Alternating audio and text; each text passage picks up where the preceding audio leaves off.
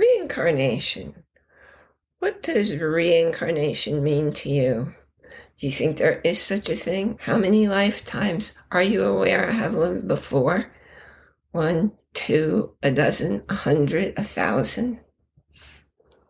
Sometimes you'll hear somebody say, "You're a very ancient soul." What are they talking about?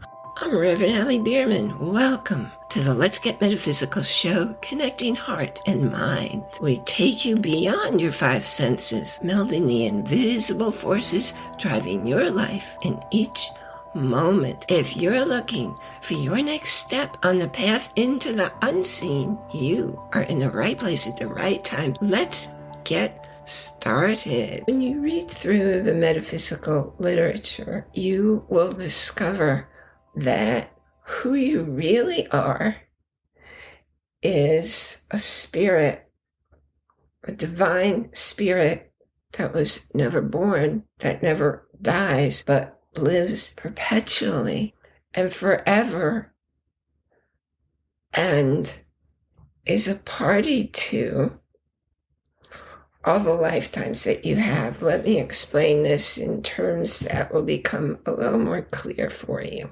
I know the name of my spirit, of my soul, that's been here for eons, forever, just as yours is. And each time I have a lifetime, and I know I have different lifetimes because I'm very aware. I see pieces of them. I know languages. I know artwork. I know interpretations that there's no way I could possibly know unless I lived through those experiences in other lifetimes.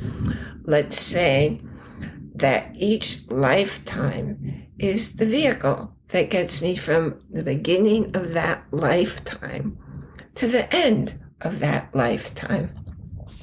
What I recall very clearly is a lifetime in medieval France. So when I came across literature in Middle French, nobody had to teach me how to read it. I just read it. I just understood it. Similar experience with studying the Bible, the ancient Hebrew Bible commentary, and all of the commentary was written in a language called Rashti. Well, nobody taught that to me.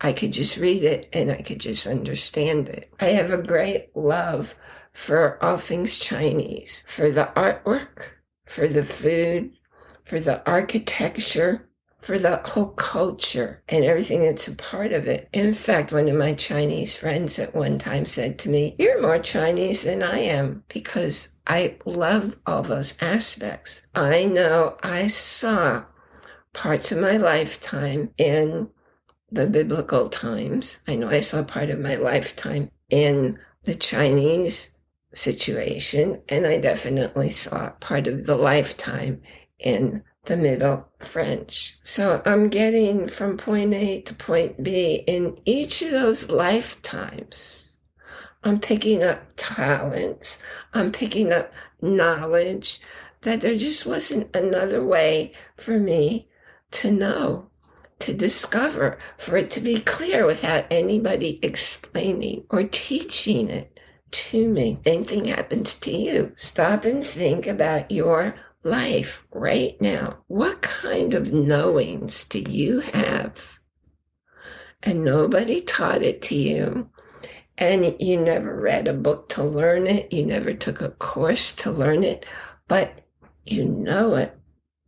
So all the skills from each of those lifetimes, all the knowings from each of those lifetimes are a part of who you are, of what you know. So it's not that you're having separate lifetimes that don't connect, because they all connect by becoming part of who you are through eternity, your spirit, your soul, whatever term feels like a fit for you.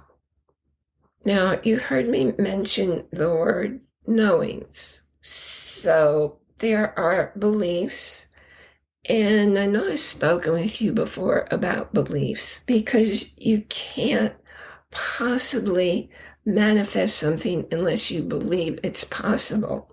But here's the thing about beliefs. Beliefs change. They change over time when new evidence comes up. Scientists are very fond of talking about the scientific method, but look back across time, across recorded history. It was once thought the Earth was the center of the universe, not the sun. Quantum physics wasn't something that anyone believed existed. The studies that you see done now and today, you see one particle of light going through one single hole, only it's having two different appearances on the surface on which it was projected. Things change over time as we learn new facts, as we learn new realities. They change because of beliefs. Where do beliefs come from? Where do they get stored? Up here in your mind, pointing to your head. Many people think the mind is in the brain. Well, the thing about your mind is it only exists when you have a thought. Do you have thoughts when you're sleeping? Not unless you're dreaming. Therefore, when you're sleeping, you have no mind. So going back to scientific method, there are companies that do all their own testing. So they say, okay, this is true, and these are the results of our studies. Only they're doing the studies themselves. So a company came out. I'm not going to share the name because I don't want anybody to accuse me of anything, but it had the name university in it. And people said, look at the studies done at ABC University. And what was going on at ABC University was the studies were done and then cherry-picked the results they wanted to get, all the others ignored. Now, when I was a teenager, 50 years ago, and I've been in this science all my life, at that time, when somebody presented a study and it was clear they had handpicked which results they were sharing and ignoring the ones that did not fit their hypothesis, the whole project was thrown out. That doesn't happen anymore. Today, people go through this ABC University and nobody knows that it's just the companies making the products. Whether it's medicines or whether it's food or whether it's so-called nutrition. Here's the other piece of studies done at some university. In these times, universities, like most other places, are hurting for income. So when they have lots of empty laboratories in their buildings, they will rent them out to scientists, and I'm putting that in quotes because I don't consider them scientists. They go in, they do their studies in the university where they're paying for space. They're renting a room there, and then they're telling you these studies done at University A, these studies done at University XYZ, and their blah, blah, blah results. Again, they're not real studies done in real university settings, not done with legitimate scientific method. So who are you going to believe? What are you going to believe? And as I said, a belief changes as new evidence comes up. Beliefs change over time. So what you heard me say earlier today was knowings. I have knowings from the different life experiences that I actually saw. that I actually lived. The knowing is what's in my heart. It's not something I think about. It's not something I believe. And it's definitely not something that changes over time. Look through your life and notice one knowing that you have. Nobody can talk you out of it. And you're not thinking about it and deciding about it up in your mind. It's something you know forever and always, and it's in your heart. And it's part of the current lifetime.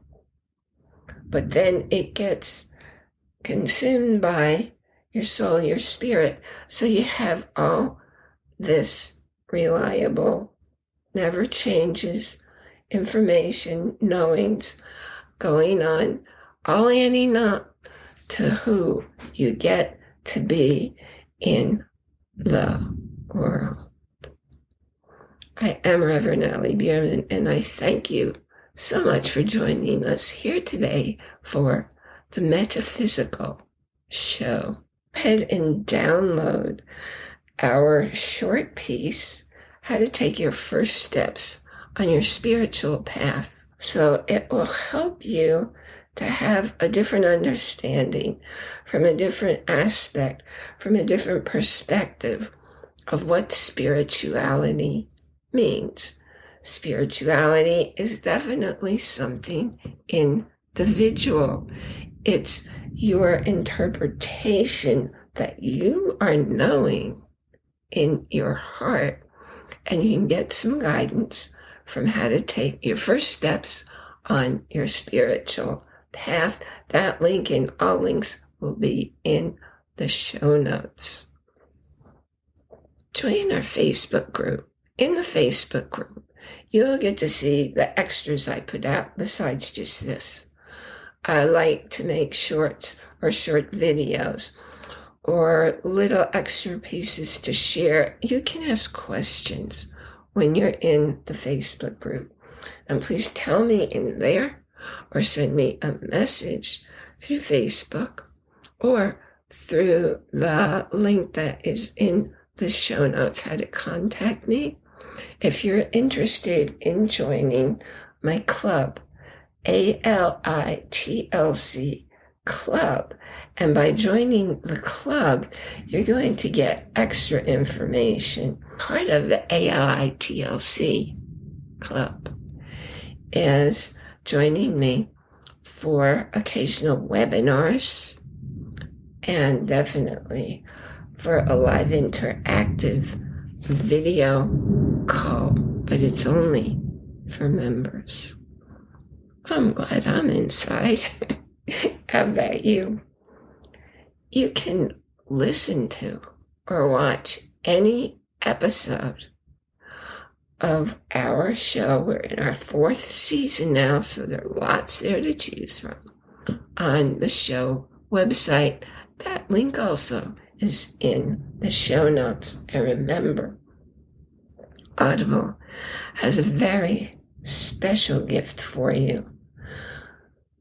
When you follow my link, you get to download a free audiobook, and you also have 30 days to look around. There's so much phenomenal stuff. I just downloaded a slew of books. I do that every month because I have a membership that lets me go in the Plus catalog, look through, and any book I see in there that's cool that I want to know about. Because I like to know about science, and I like to know about philosophy, and I like to know about art, and I also like to know about sports. I enjoy a whole gamut of things. I'm just plain interested in learning and growing. How about you? What interests you? You'll probably find it in Audible. Remember to enjoy, that's capital I-N, capital J-O-Y, exclamation point, every moment. Because absolutely nothing in your life no experience that you think is happening outside of you, you don't get to be aware of it until the sensations come inside within you. And I do look forward to being here with you next time. Thanks for tuning in to the Let's Get Metaphysical show. Be sure to click the chat mark and follow us so you don't miss a single episode. While you're at it, I appreciate you leaving a rating, a review, and be sure to share it with 2 friends. Tune in every Monday for more exciting insights and wisdom on life beyond your 5 senses. Until next time, take a small step in a new direction and start now.